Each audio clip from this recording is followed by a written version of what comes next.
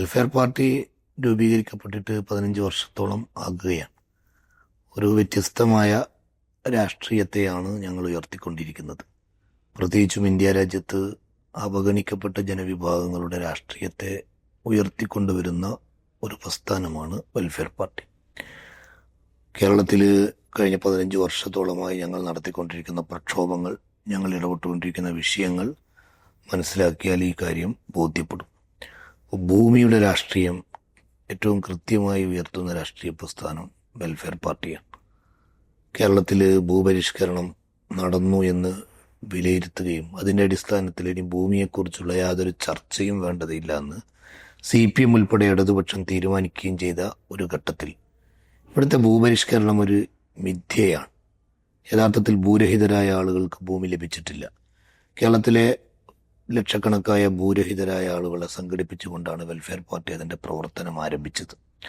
സമഗ്ര ഭൂപരിഷ്കരണം എന്നൊരാശയമാണ് ഞങ്ങൾ ആ ഘട്ടത്തിൽ മുന്നോട്ട് വെച്ചത്. ഇപ്പോഴും ആ പ്രക്ഷോഭം ഞങ്ങൾ തുടരുന്നുണ്ട്. കേരളത്തിലെ ഭൂമി ആരുടെ കയ്യിലാണ് എന്ന മൗലികമായ ചോദ്യം അപ്പോൾ ഉയർന്നു വന്നു. അന്ന് രാജമാണിക്യം IAS നിശ്ചയിച്ചുകൊണ്ട് ശ്രീ ഉമ്മൻചാണ്ടി മുഖ്യമന്ത്രിയായിരുന്ന ഘട്ടത്തിൽ കേരളത്തിൻ്റെ ഭൂമി നഷ്ടപ്പെട്ടതിനെക്കുറിച്ചുള്ള ഒരു വിശദമായ പഠനം ഉണ്ടായിരുന്നു. ആ പഠനരേഖ പിന്നീട് കേരള മുഖ്യമന്ത്രിയുടെ മുമ്പിൽ, സഖാവ് പിണറായി വിജയൻ്റെ മുമ്പിലാണ് അദ്ദേഹം സമർപ്പിച്ചത്. ആ രേഖ പ്രകാരം 5.5 ലക്ഷത്തോളം ഏക്കർ ഭൂമി, കേരളത്തിൻ്റെ സ്വന്തം ഭൂമി, വിവിധ കുത്തകകളുടെ കയ്യിലാണ്.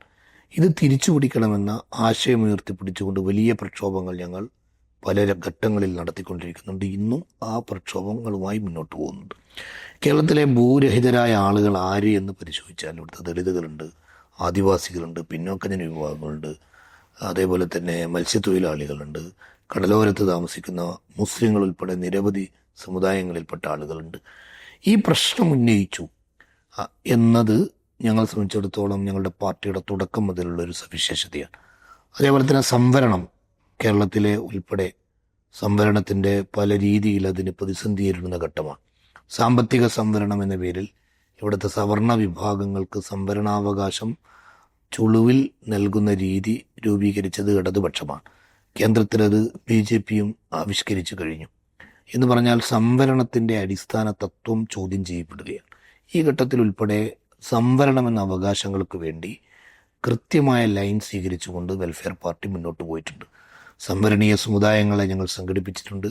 ആ മേഖലയിൽ നേരിടുന്ന ബാക്ക്ലോഗുകൾ നികത്തണമെന്ന് ഞങ്ങൾ നിരന്തരം ആവശ്യപ്പെട്ടിട്ടുണ്ട്. അതേപോലെ തന്നെ ചെറുതും വലുതുമായ സ്വഭാവത്തിൽ സംവരണീയ സമൂഹങ്ങൾക്ക് ലഭിക്കേണ്ട ആനുകൂല്യങ്ങൾ പിടിച്ചു വെക്കുകയോ വെട്ടിക്കുറയ്ക്കുകയോ ചെയ്യുന്ന ഘട്ടങ്ങളിലൊക്കെ മറ്റാരെക്കാളും ഞങ്ങൾ മുമ്പിൽ നിന്ന് പൊരുതിയിട്ടുണ്ട്. അതേപോലെ തന്നെ ഇന്ത്യയിലെ സംഘപരിവാറിൻ്റെ ഭരണം ആരംഭിച്ച ശേഷം ഉണ്ടായിക്കൊണ്ടിരിക്കുന്ന മുസ്ലിം ഉന്മൂലന ശ്രമങ്ങൾ, മുസ്ലിങ്ങളുടെ ക്രൈസിസുകളെ കൃത്യമായി രാഷ്ട്രീയമായി ഞങ്ങൾ ഉന്നയിച്ചിട്ടുണ്ട്.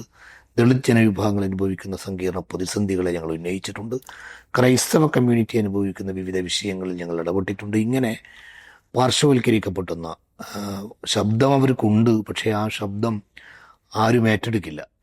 അഥവാ ആരും ഏറ്റെടുക്കാത്ത ശബ്ദങ്ങളെ ഏറ്റെടുത്തുകൊണ്ട് കൂടുതൽ ശബ്ദം അവർക്ക് നൽകി എന്നത് തന്നെയാണ് വെൽഫെയർ പാർട്ടിയെ വിദഗ്ധമാക്കുന്നത്. ഒരുപക്ഷെ അതുകൊണ്ട് തന്നെയാണ് മറ്റു പല രീതിയിലും കേരളത്തിൽ ഈ പാർട്ടി ചർച്ചയാകാനുള്ള കാരണം എന്ന് തന്നെയാണ് ഞങ്ങൾ വിശ്വസിക്കുന്നത്.